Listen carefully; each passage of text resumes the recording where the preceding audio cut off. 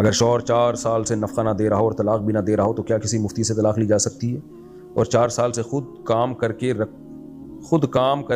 खा रही है। शौहर इस्तिताअत के बावजूद ना नफ़क़ा नहीं देता या जॉब तलाश ही नहीं करता, बिल्कुल अपाहजों की तरह पड़ा रहता है या सारा पैसा बाहर उड़ा देता है, बीवी का बेसिक नान नफ़क़ा भी नहीं दे रहा, तो शरीयत में फिर जायज़ है कि औरत इस्लामी कोर्ट का मतलब ये है कि मुसलमान अदालत में मुसलमान जज के सामने केस करेगी और कहेगी मेरे शौहर को मजबूर किया जाए कि वो मुझे नान नफ़क़ा दे, और दलाइल से साबित करेगी कि नान नफ़क़ा नहीं देता। तो शौहर अगर एतराफ़ कर ले या औरत गवाहों से साबित कर ले कि वाकई नहीं दे रहा नान नफ़क़ा, तो फिर ऐसी कंडीशन में औरत ये कहेगी कि भाई दे या फिर तलाक़ दे। अगर वो तलाक़ भी नहीं देता, नान नफ़क़ा भी नहीं देता, तो फिर औरत को कोर्ट से वो निकाह ख़त्म करा सकती है।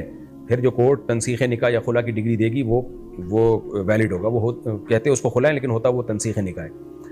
अगर कहीं किसी कंट्री में ऐसी कोई अदालत ही नहीं है जो ये काम करती हो, तो फिर मुफ्तियान किराम का एक पैनल हो जो रिलायबल मुफ्तियान किराम हो। आजकल यूरोप से भी ये बड़ी खबरें आ रही हैं, यूके और यूरोप से, कि वहाँ के कुछ लोग हैं जो मुफ्ती बने हुए होते हैं और ख़वातीन जाती हैं, केस करती हैं, हमें खुला चाहिए, धड़ाधड़ पकड़ा रहे होते हैं खुला की डिग्रियाँ। इससे कुछ भी नहीं होता भाई।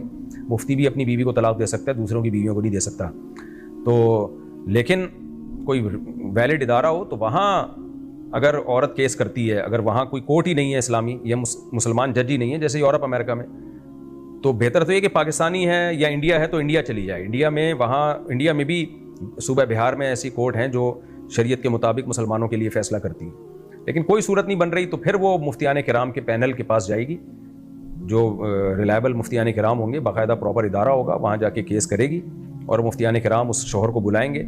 शौहर अगर ख़र्चा देने पे भी आमादा नहीं हो रहा और तलाक़ देने पे भी आमादा नहीं हो रहा, तो फिर वो उलमा की जमात तनसीख़ निकाह की डिग्री जारी कर सकती है। फिर औरत का निकाह कलअदम समझा जाएगा।